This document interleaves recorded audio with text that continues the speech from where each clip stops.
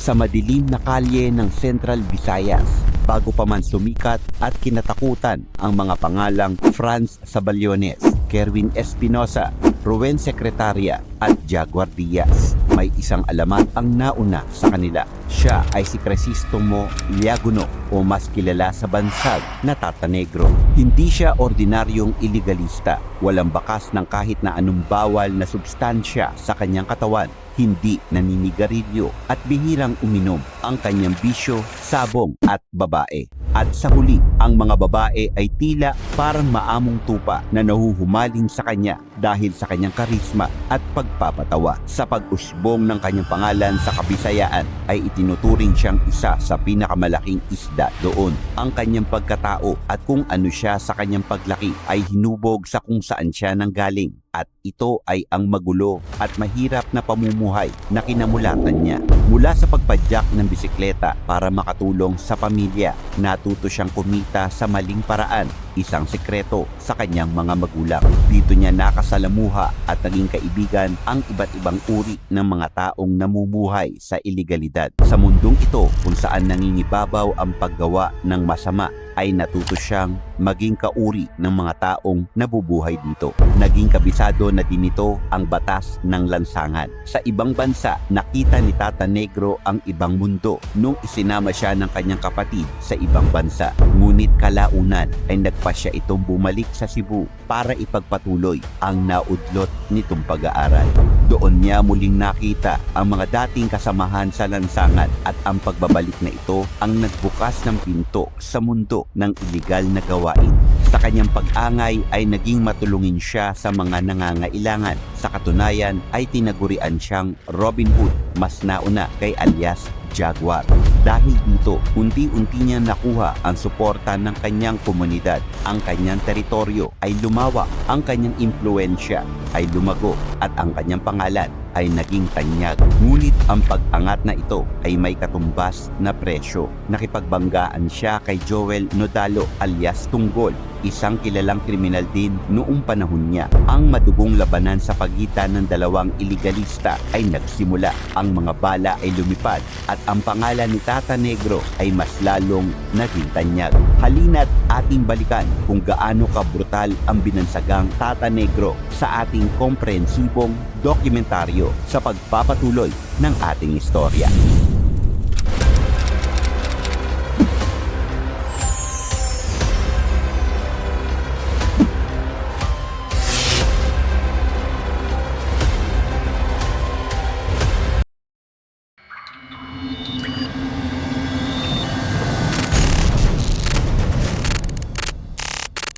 Si Tata Negro o si Crisostomo Liaguno ay isinilang noong ika-13 ng Setyembre taong 1974. Masasabi na siya ay nagmula sa isang malaking pamilya dahil sa siyam silang magkakapatid. Kahit marami at salat sila sa yaman, ay binubuhay naman sila ng kanilang responsableng ama na si Noy Senyong sa pamamagitan ng pagtitinda ng saging, gulay at iba't iba pang mga produkto na maaaring maibenta sa Carbon Public Market. Lahat na lang din ng marangal na trabaho ay pinasok ng kanyang ama, kabilang na ang pagiging kutsero at taxi driver. Maitaguyod lamang silang magkakapatid. Dahil sa katayuan ng kanilang pamilya, sa murang edad pa lamang ni Tata Negro ay ramdam na niya ang mabibigat na responsibilidad na pinapasa ng kanyang ama upang matustusan at matugunan lamang ang mga pangangailangan nila. Lumaki sa kalye si Tata Negro at kalaunan ay nakabisado na niya ang batas ng lansangan dahil ilan rin sa mga katangian taglay niya ay ang magaling makisama at makipagkapwa-tao, kaya naman madali lang din para sa kanya ang magkaroon ng napakaraming kaibigan. Sa murang edad pa lamang ay naranasan na niya ang magpadyak ng bisikleta upang kahit papaano ay makatulong sa kaniyang pamilya hanggang sa dumating ang puntong natutunan na rin niya ang dumiskarte sa maling pamamaraan, ngunit hindi ito alam ng kanyang pamilya. Ang kanyang mga kapatid naman na babae ay tumutulong rin at nagsusumikap upang mabago ang estado ng kanilang pamumuhay. Hindi rin nagtagal ay nakapag-asawa ang isa niyang kapatid na babae ng isang mayamang dayuhan. Sumunod naman ang dalawa pa nitong mga kapatid na nakapag-asawa rin ng mga dayuhan. Dahil dito, unti-unting nagbago ang kanilang estado ng pamumuhay. Nakapunta si Tata Negro sa kanyang kapatid sa ibang bansa. Ngunit hindi rin ito nagtagal dahil nagpaalam din ito na babalik na siya ng Pilipinas upang ipagpatuloy ang kanyang naudlot na pag-aaral. At hindi naman siya pinigilan ng kanyang mga kapatid. Kaya naman sa kanyang pagbalik sa Cebu ay muli silang nagkita ng kanyang mga dating kasamahan at doon ay bumuo siya ng sarili niyang grupo na naging umpisa rin ng unti-unting pag-usbong ng kanyang pangalan ang mga iligal na gawain.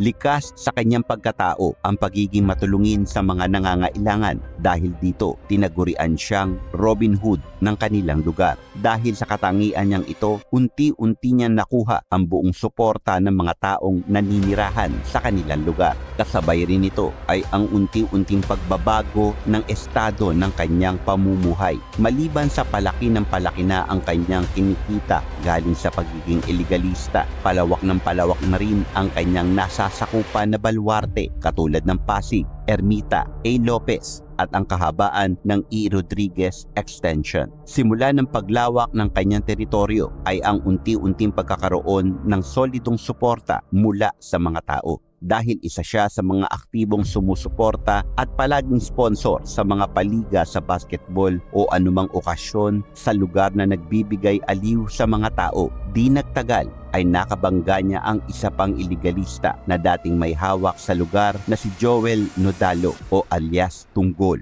Si Tunggol ay kilalang notorious na iligalista at holdupper sa Sugbo at kasapi rin ng Baleleng. Dahil sa koneksyon na mayroon si Tunggol, halos kinatatakutan ito sa kanilang lugar. Ngunit hindi nagpatinag dito si Tata Negro at sa halip na matakot ay buong tapang niya itong pinalagan at binangga, kaya't sinubukan siyang hantingin ng hitman ni Tunggol. Ngunit hindi ito nagtagumpay dahil naunahan ito kaagad ng mga aktibong tauhan ni Tata Negro. Sunod-sunod ang panghuhold up na ginagawa ni Tunggol, dahilan kung bakit naging mainit ito sa mga alagad ng batas. Dahil dito, nagtago ito sa Banacon Island kung saan ay doon dinatodas ang kilalang iligalista na si alias Yawa. Nagtago siya at sa pagkawala ng kanyang presensya sa lugar ay mas lalong lumaki ang pangalan ni Tata Negro sa bentahan ng iligal na bisyo hanggang sa lalo pa itong sumikat taong 2000. Tuluyang nanguna ang pangalan niya sa mga ulat sa Central Visayas, kaya't itinuring na siyang isang malaking isda.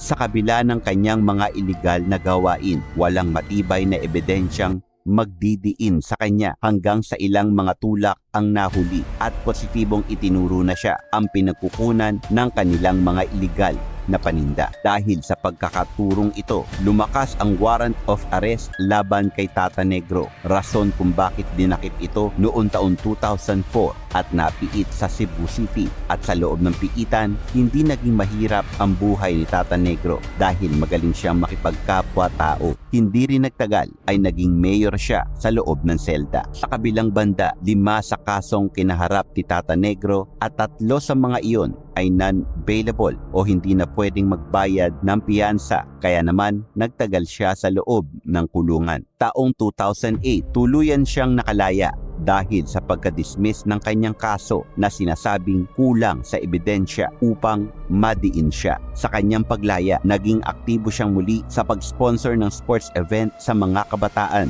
gayon na rin ang mga pa-derby dahil simula man noon ay isa na iyon sa kanyang mga kinahihiligan.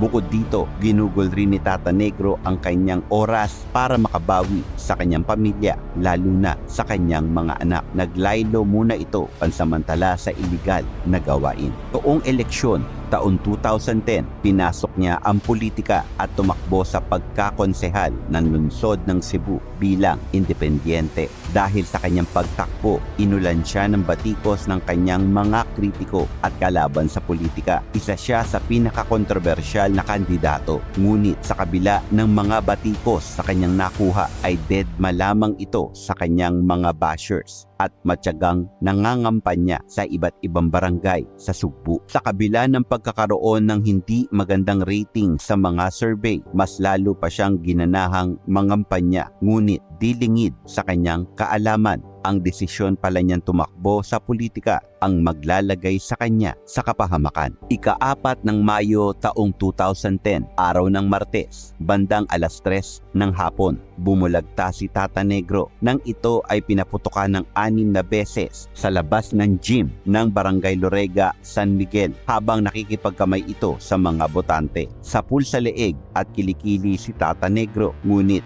gumagapang pa ito. Kaya naman sinundan pa ng birador ang pagbira rito ng 4 na beses bago ito tumakas sa lugar. Agad siyang sinugod sa Chongwa Hospital ng kanyang pamilya. Ilang oras na naging kritikal ang kanyang kondisyon hanggang sa tuluyan ng binawian ng buhay bandang 5:30 ng hapon. Sa kanyang pagkawala, maraming anggulo at espekulasyon ang mga lumabas at ilan sa mga ito ay ang politika ng pagiging iligalista. Sa isinagawang manhunt operation ng mga operatiba, na aresto ng mga pulis ang sinasabing gunman na kilalang si Jimmy Diala, 45 years old at residente ng Siaton, Negros Oriental. Sa pag-amin ng suspect, ikinanta nito ang kanyang kasamahan na si Rindo Chavez na siya umanong nagbayad sa kanya dahil may patong daw sa ulo na malaking halaga si Tata Negro dahil sa pagiging iligalista nito. Sa pag-amin na ito, napag-alaman ng mga pulis na konektado sa iligal na negosyo ang dahilan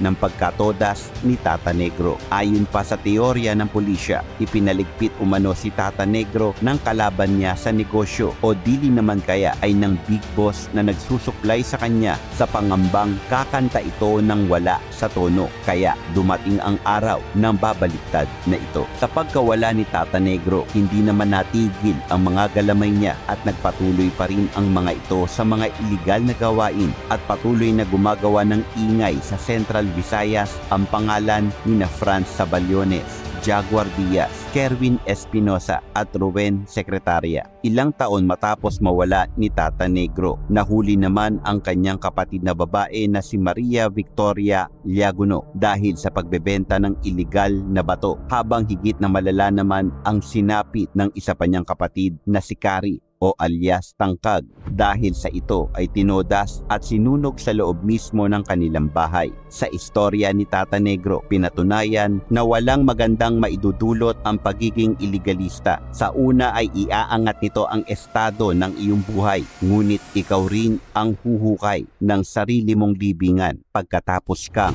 itumba. So ngayon, alam mo na ha?